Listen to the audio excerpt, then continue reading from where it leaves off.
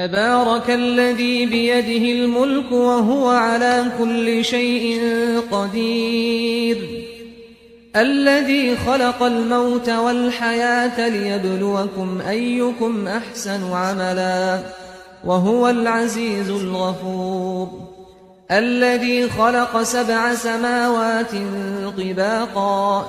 ما ترى في خلق الرحمن من تفاوت فارجع البصر هل ترى من فطور ثم ارجع البصر كرتين ينقلب إليك البصر خاسئا وهو حسير ولقد زينا السماء الدنيا بمصابيح وجعلناها رجوما للشياطين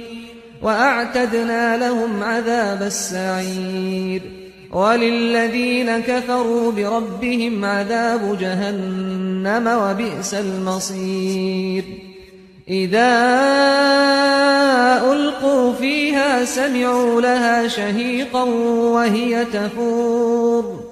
تكاد تميز من الغيظ